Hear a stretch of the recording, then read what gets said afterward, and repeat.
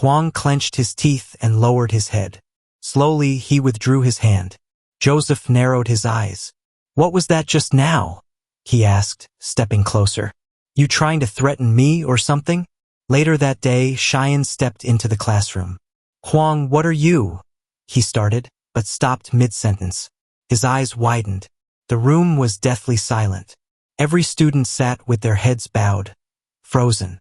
A few police officers stood near the back, and next to them was a man seated with his head down.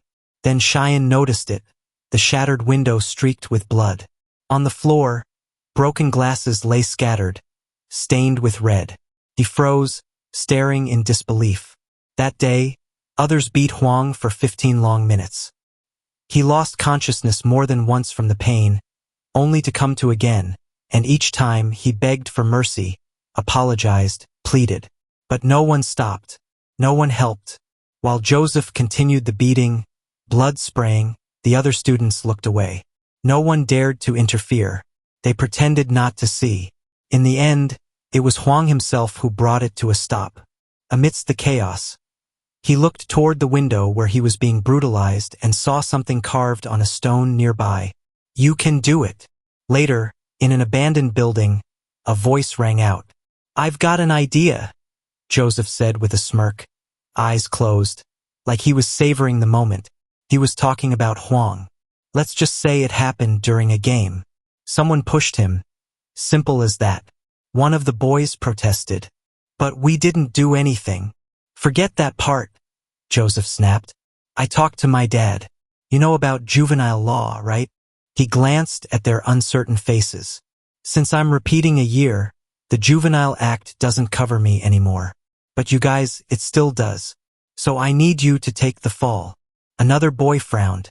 "But I heard we can still be sued. What if we get hit with damages?" Joseph waved off the concern. "Not if there's no one to file a complaint. No lawsuit, no problem, right? And even if someone does press charges, you'll be protected. Juvenile law has your back." He leaned in, voice cold. "I'm not asking you to do this for free." He opened a suitcase. Wads of cash spilled out. 10 million won each. "Take it or leave it." Then, as casually as if asking for directions, he added, "Anyone know where Huang's mother lives?" Meanwhile, in a small apartment, Huang's mother sat motionless. Tears ran down her face. Her hands trembled, unable to even hold a cup properly. Later, outside her building, Joseph walked with a group of boys. He tugged down his mask slightly and asked, "Which floor is it again?" "5th," one replied. They headed for the elevator, but it wasn't moving. It was stuck on the 5th floor. "Huh," one of them muttered. "That's weird." Joseph examined the panel. "Forget it. We'll take the stairs." As they climbed, Joseph urged them on. "We're almost there." When they reached the 5th floor, they spotted the problem. A fire extinguisher was jammed between the doors, stopping the elevator. Joseph frowned. "What the hell is this?" Then a voice called out from above. "Took you long enough." Sitting a few steps up on the stairwell was someone waiting. Joseph turned, startled, and his eyes met Cheyenne's. "You made me wait," Cheyenne said calmly, staring him down. Joseph blinked in surprise. "What are you doing here?" Another boy gestured. "Perfect timing. Come with us." But Cheyenne ignored him and took a step forward. "I'll only ask 2 questions, he said, voice low. He looked Joseph dead in the eye. "How did you find out about the diner?" Joseph lowered his mask, nonchalant. "You mean that place?" He grinned. "I was just wondering why you were having lunch with a bunch of neighborhood kids instead of buying me cigarettes like I asked." Joseph sneered. "What were you thinking, huh?" He gestured toward the street. "Your precious Huang was just arguing with his mother in front of the store.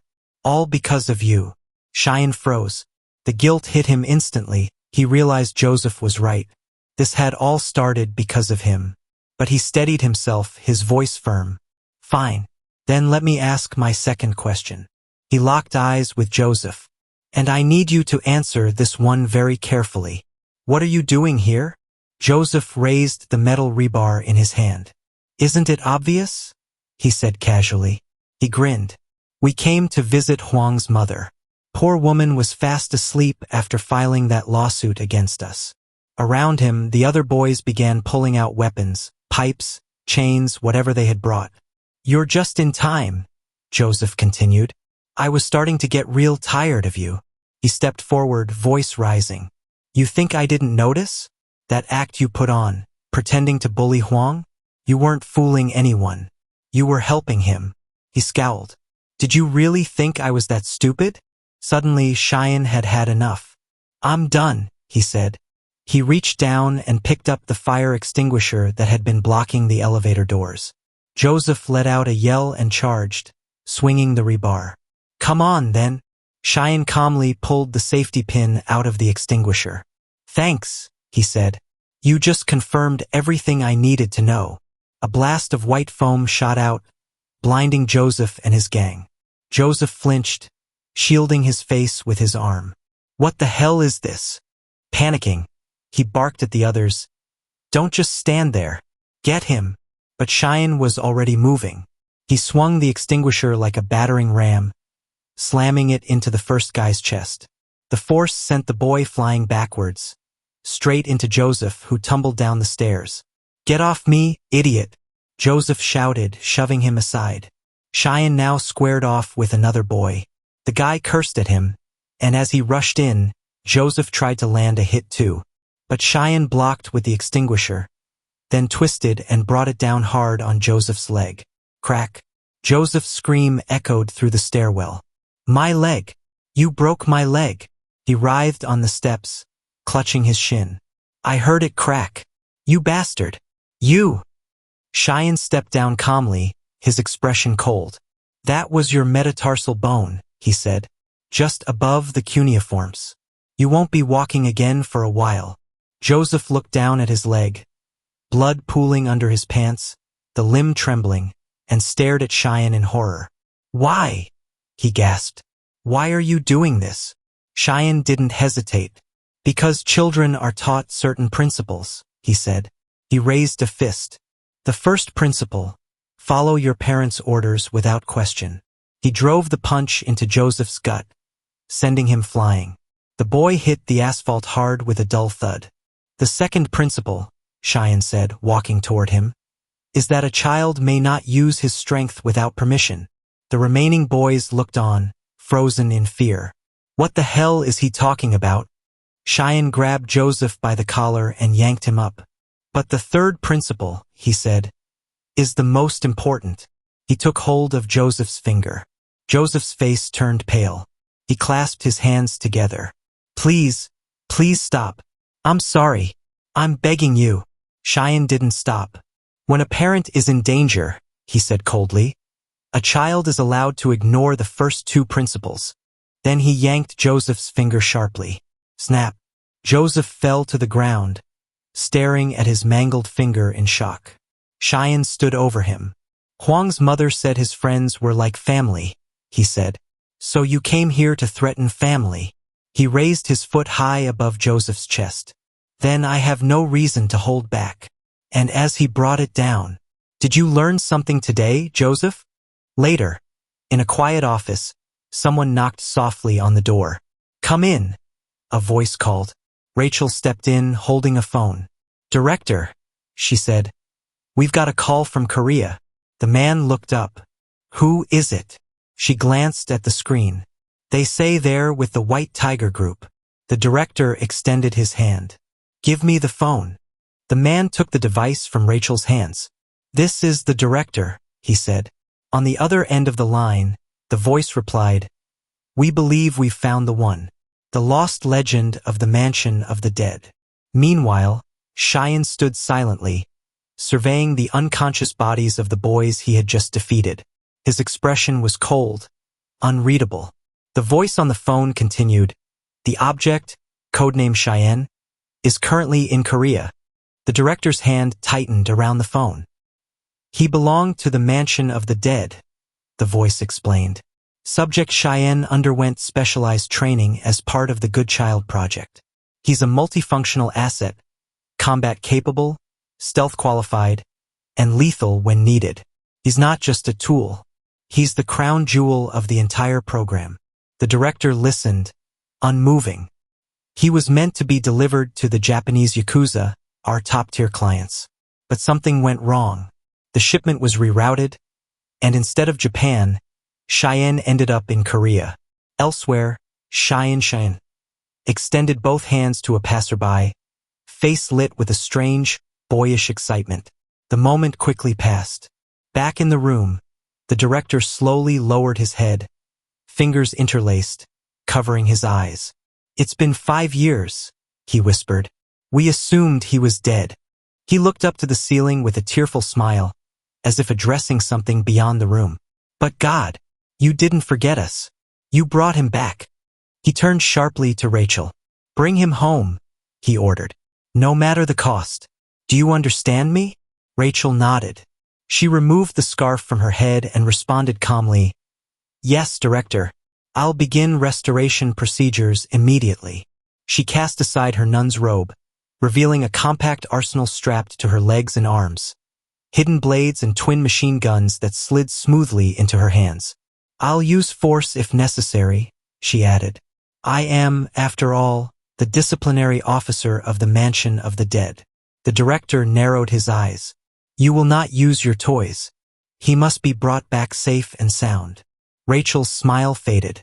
She lowered one of her guns and knelt briefly, lifting the edge of her robe in acknowledgement. "I understand." Later, in a small diner, a well-dressed man bowed deeply before a woman at the counter. "I'm Kwon Byung-woo," he said, "Joseph's father, and I am deeply ashamed." Two teenagers stood nearby, silently observing the interaction. "I take full responsibility for not raising my son properly," Kwon continued. "We'll cover all of Huang's medical bills, and any additional compensation you deem appropriate." The woman kept her back to him, calmly plating the food the teens had ordered. Her voice was quiet, but firm. "You think money fixes this? You think a bowed head ends it?" Kwon didn't move for a moment. Then slowly he straightened up. "So, it means nothing?" She didn't respond. He turned away. "Very well," he said curtly. "Goodbye." She blinked, surprised. "That's it." Covering his mouth with a white handkerchief, he muttered, "I believe in efficiency above all else. If you refuse to negotiate, I won't waste your time or mine." She watched as he walked back toward his car, still confused. He paused before entering and looked over his shoulder. "There are other ways," he said, voice darkening, "especially the ones I specialize in." As the car rolled forward, Kwon muttered to himself, annoyed. "The dust, the smell. How do people even live here?" Then, more decisively, "We'll raise it all. Flatten the whole district. Replace it with a commercial housing complex." He glanced at his assistant. "What about the child? Has someone taken care of him?" The driver nodded. The secretary went to check. "He should be done soon." Kwon leaned against the car window, deep in thought. At Hannam University Medical Center, Joseph lay on a hospital bed, his body wrapped in fresh bandages. He stared at the ceiling, seething. "That bastard," he muttered. "What the hell even was that?" His thoughts spiraled, consumed by the memory of what Cheyenne had become. Joseph shot upright in bed, still rattled. "He said something about the 3 absolute principles," he blurted out. Next to him, Byung-woo raised an eyebrow, confused. He glanced at the nurse nearby. "3 absolute principles?" he repeated. "Is that some kind of youth movement?" The nurse didn't respond, her face unreadable. "I don't know either," Joseph said quickly. "He just snapped and attacked the 4 of us." Byung-woo raised a hand to pause him. "Give us a moment," he told the nurse gently. She hesitated, startled by the shift in his tone, but nodded and stepped out. Joseph sat up, about to speak again.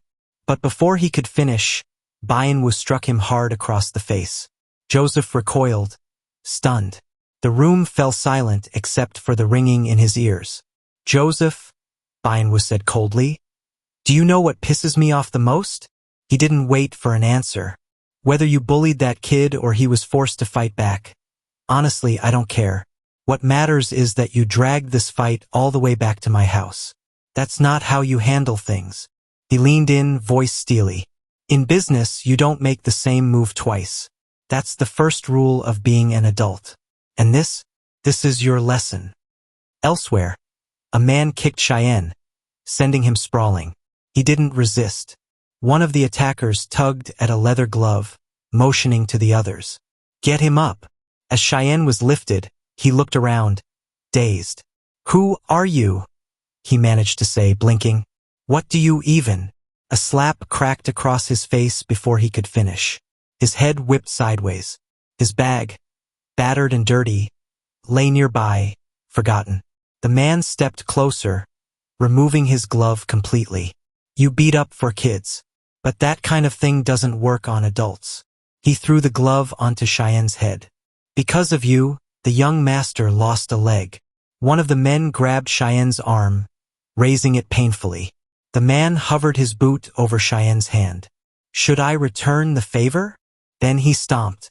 Cheyenne's eyes went wide. Then he screamed in pain as the weight crushed down. The man turned without looking back. This is the adult world, kid. Learn it.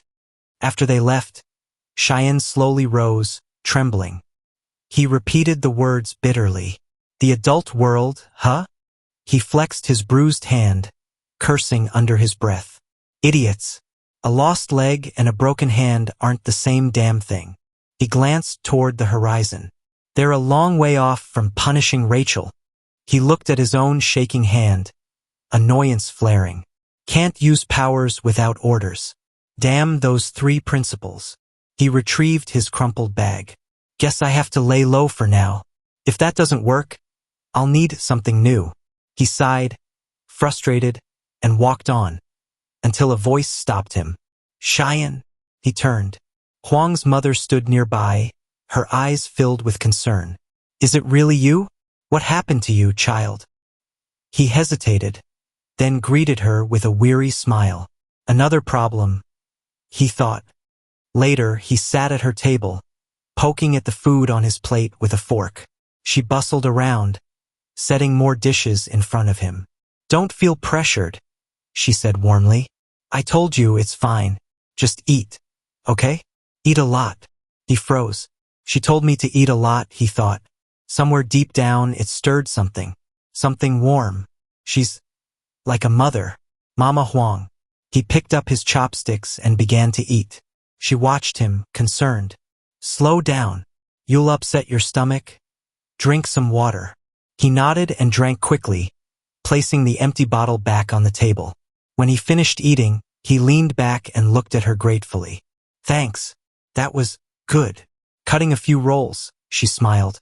I'm just happy you stopped by. It's been too long. He looked down at his hands, then asked quietly, Is Huang okay? And that's where our video ends. Thank you so much for watching. If you enjoyed it, don't forget to like and leave a comment down below. And of course, if you haven't subscribed yet, hit that subscribe button and the bell icon so you're updated on our next content. Until the next video, take care always.